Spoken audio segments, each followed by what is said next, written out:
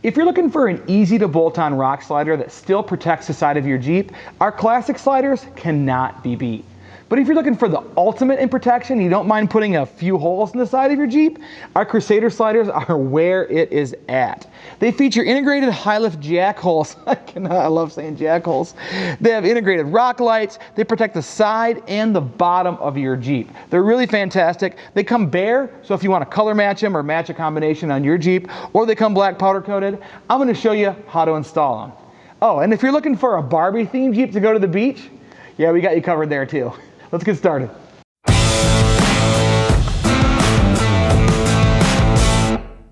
All right, the first thing you want to do is remove any factory rails if you have them, any Rubicon rails, anything like that. Then we want to protect the finish of your Jeep while we're mocking this skin up. And a lot of this is covered by this really fantastic beach scene here. I love dolphins. Anyways, we're going to take tape and put it right here where there is no beach scene to be covered. On your Jeep, you probably don't have a magnificent vinyl graphic like this, so you want to tape the whole thing. So just tape some masking tape and just kind of tape underneath this Jeep logo like that. And then maybe down here in the front and the back and between the doors, just so we don't scratch that paint up while we are positioning the inner panel. All right, then you want to grab a friend, and this is really important. This is probably the most important step of the whole slider install, positioning this inner skin. So we're going to set it up here against the body, and what we're looking for is a pretty even gap all the way around. So an even gap on the front between this slider and your door, in the middle, and in the back. How's that middle gap looking? Pretty good there. Right about there. So take quite a bit of time making sure this is right, and definitely grab a helper. If you don't have a helper, I've done this before with like Gorilla Tape. I've taped it against the door jamb and over the slider, but really a helper works in this situation. So do you think you're centered on that portion right there? Looks pretty good. Okay, so once you get this slider centered, you want to take a pretty large drill bit, almost the same size as the hole here. I think this is a 3/8. And then you're going to drill just 2 holes right now. So we're going to drill all the way through this hole right here, and then all the way through the sheet metal of the Jeep. We still centered up?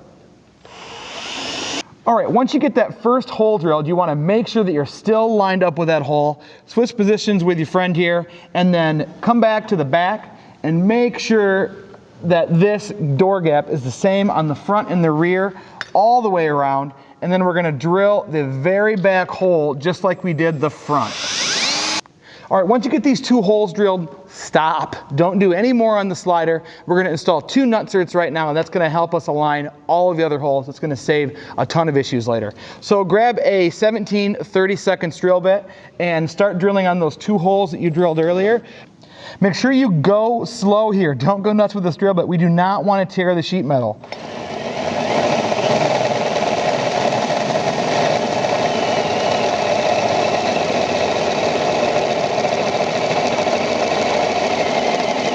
Once you get to the point where it wants to stop, where it's just going to tear through, a little trick is to reverse the drill and finish the hole backwards. All right, now it's time to install some nut certs in the holes we just drilled, and I'm going to do this 2 different ways, the 2 ways you probably have at home. But the first thing we're going to do is put a little bit of RTV on this nut cert, and that's going to seal it against the outside sheet metal of your Jeep so you don't have any water problems. So just run a bead all the way around there and go ahead and push it in one of the holes. This is messy. It's always messy, but it's totally worth it to not have a rusty Jeep later. In the hardware pack, you're going to find a nut cert tool. It may be assembled already, but I want you to check the assembly of this. It's going to be a 5/16" bolt like that, a washer on the top, any washer, doesn't really matter, this nut right here, and then a bottom washer. Now this bottom washer is important. I want you to make sure it's there first of all, and I want you to check to make sure that the size is pretty close to the size of the bolt. That's important to get these nut certs crushed properly. And then what we're going to do is we're going to take a little bit of anti-seize or oil or grease or whatever you've got, and we're going to put it on these threads just so we don't gall the threads of the nut cert, and so this tool lasts the whole time that we're doing the installation. Then we're going to go ahead and thread this tool into the nut cert on the body.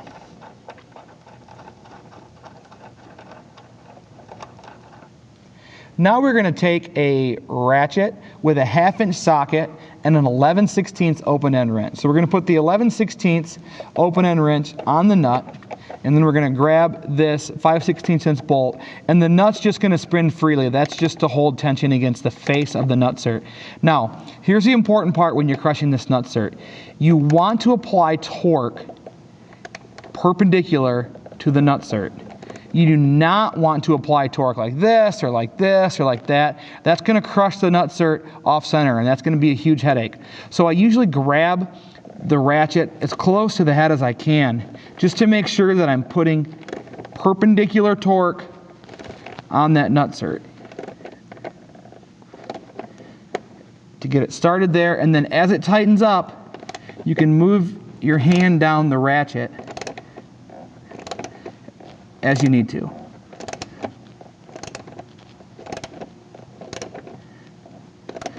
I can't stress this enough. You really want to avoid applying torque like this, or you want to apply that torque as perpendicular as you can. And I hope that makes sense.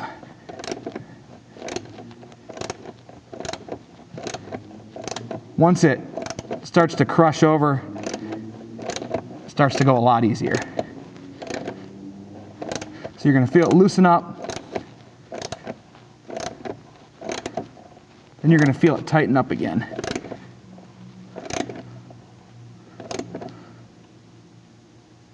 All right. It's going to get super tight. You know, don't break the bolt, but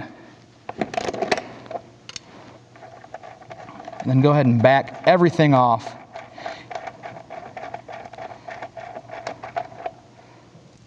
And we've got a perfect crush. All right, the other way you can do this is with an impact. And this is a little bit riskier because you could technically break the bolt that you're using to crush the nut cert. But the nice part is you know that the torque is going perpendicular to that nut cert with an impact wrench. So what you're gonna do with this is just check it every few hits, just to make sure that A, it's crushing correctly, and B, you don't over crush it.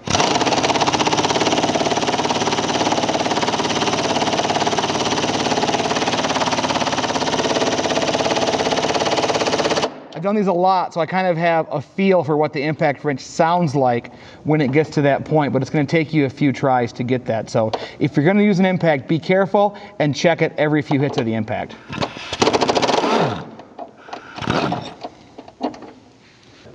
All right, now grab your friend or the person you paid to act like your friend and go ahead and bolt this back on using those 2 nut certs that you installed. All right, once you get those 2 bolts on here, make sure your gaps are even again on these doors. This is very important. You want to check this right now while you only have 2 nut certs in and not all of the rest of the nut certs in. And if this looks good, you can go ahead and drill through the inner portion of the slider with that same 3/8 drill bit for all of the rest of the holes.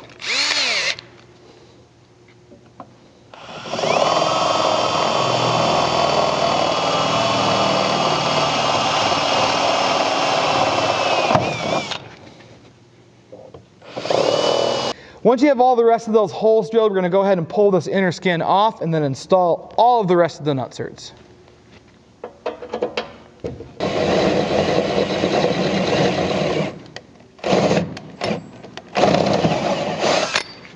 On a few of these bolts on the front fender, you're going to see another layer of sheet metal inside of there. You shouldn't have to drill through that second layer. I can kind of show you a workaround on that. I'll go ahead and pop open your door here, and you're going to see 2 bolts, one on the jamb in here on the lower, and then one kind of inside the door there. You're going to take a 10mm socket or 10mm end wrench, and you're just going to loosen these up.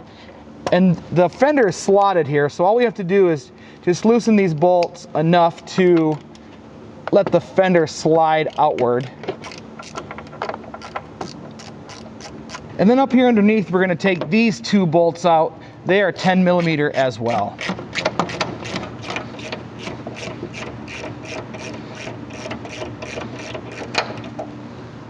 All right, once you get all of that loose, you can go ahead and pull this fender out slightly, and then this nut cert will slide all the way in there. And once it crushes, there's plenty of room to put the fender back.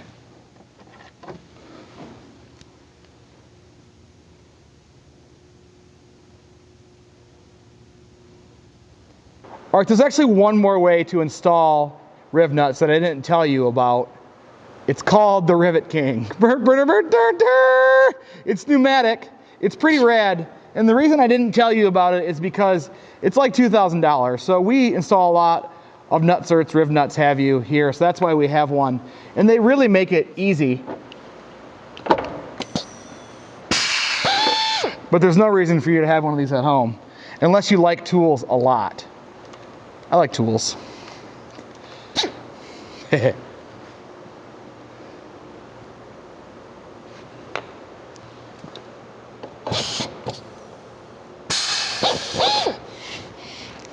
All right, once you get all these riv nuts installed, Nut Certs, what have you, go ahead and go through the process of smearing this RTV everywhere. I know it's terrible, but it's worth it not to have your Jeep rust. I find just changing rags a lot is really the only way, and being okay with this, with RTV being all over your hands. And you know, let's face it, most of this is hidden underneath sliders anyway, so it's not super important that we get it perfectly clean, but we just don't need a bunch of extra RTV on there.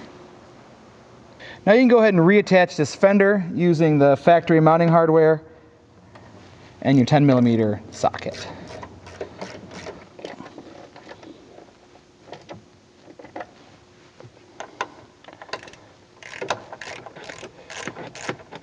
Now we're going to go ahead and attach this inner skin for the last time using the stainless bolts we provide you. Don't forget to put some anti-seize on the threads of these bolts so you can get them out if you ever need to.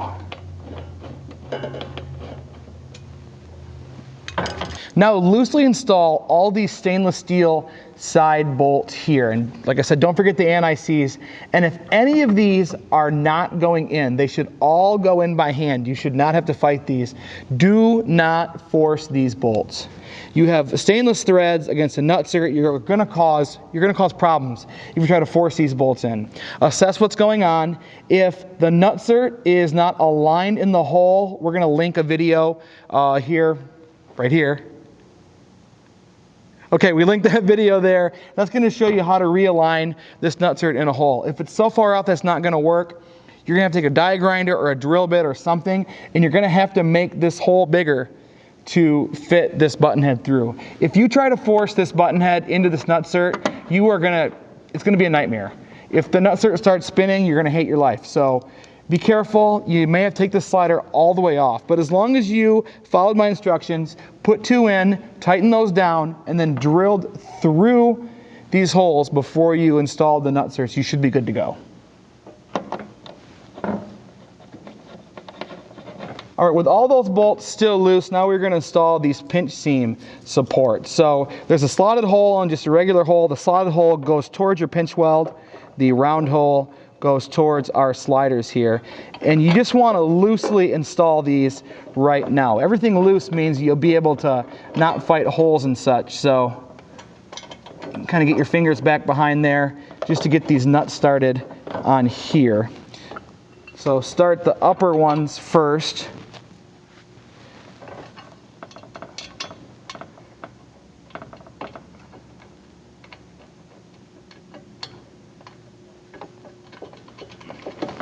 Now in your hardware kit are going to be longer bolts and shorter bolts.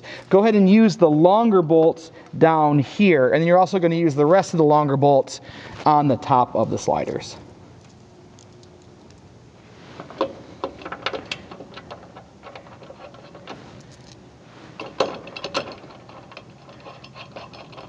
Leave this loose and go ahead and install the front bracket in the same manner. All right, now that those pinch seam supports are on and still loose, we're going to go ahead and tighten up all of these side bolts first. We'll start up here in front. And I want to quick show you something that might happen here. So if once you get these bolts tightened up front and you tighten these support bolts, if you start noticing the slider pulling away up here from the fender, what you can do is you can add a washer between this support and our skin here. We're just working with different tolerances. Jeep has different tolerances. We have different tolerances. If you're on, opposite sides of that spec, you may have to add a washer just to keep this from rocking so much and pulling away from the fender. The same thing happens on the bolt between the front and the rear door. It's not a big deal. It's not a structural problem, but we've seen every once in a while where that has to happen. So go ahead and just add a washer or two between these two sections, between the skin and the support, and it will stop kind of rocking and pulling that up out of the way.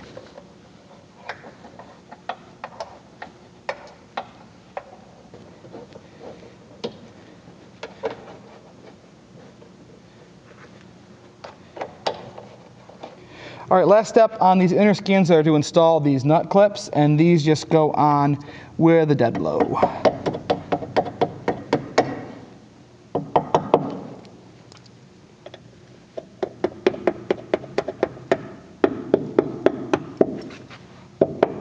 All right, now we're gonna go ahead and pull these body mount bolts. There's gonna be 3 on the 4-door, 2 on the 2-door. We're gonna do that with an 18mm socket. Sometimes they stick, so you gotta kind of pull down on them to get them to come out. Now we're gonna go ahead and install these lights in the outer portion of the slider before we put them on. We're gonna give you these metal rings, some grommets, some LED lights, and some pigtails. I'm gonna show you how to assemble these. You're gonna grab the steel bracket here and the grommet. Go ahead and press the grommet in on one edge and then kind of work it around, rolling it inward to seat that, and you'll see that lip will pop through on the other side. Now grab the LED, and the easiest way to align these is you'll see a cross here kind of inside in the reflector itself, 4 LEDs there. Go ahead and align it so that cross area points to each one of those mounting holes. So when you press it in, just like that, the LEDs are parallel with this mounting bracket here. Go ahead and set the whole assembly right here, and then there's some nuts welded on the slider, and we're giving you some really tiny short 5/16 bolts here. Go ahead and get those started. And this bracket's slotted so you can move it left or right. So go ahead and center the light up in the hole and then tighten these bolts down with a 13mm end wrench or socket. Go ahead and snap your pigtail in here. And then each one of these brackets is going to have a hole. So once you get your wiring done, you can zip tie this wiring to each hole in the support brackets for the sliders. You can run that pigtail out the front and then go ahead and wire that up however you choose. All right, go ahead and slide this outer skin on top of the stanchions. It's kind of a little bit of a headache to get underneath the fenders. Sometimes if the front will go in first, and then you can come back here to the rear and lift that up and slide it in, lining up the holes. All right, you might need to use the other side of an Allen wrench or a pick or an awl to line up those little captured nuts inside of there, the clip nuts, with the hole, and then go ahead and take the longer bolts we provide and go ahead and get those started. I find just going in a couple threads with these just to get one started works best, and then I work my way down the slider.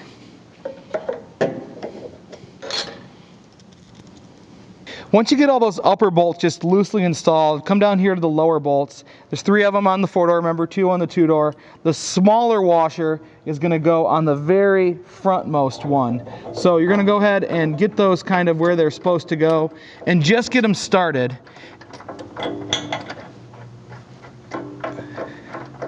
So just go ahead and make sure that they're all started first.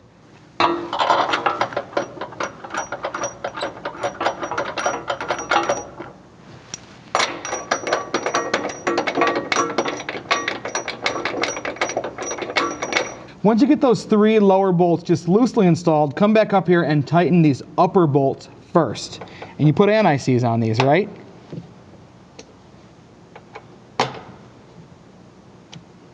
Now go ahead and tighten the lower bolts. Once these 3 bolts are loosely installed, go ahead and tighten all of the top mount bolts first, and then come down here and tighten these 3 body mount bolts. Torque them to 80 foot-pounds.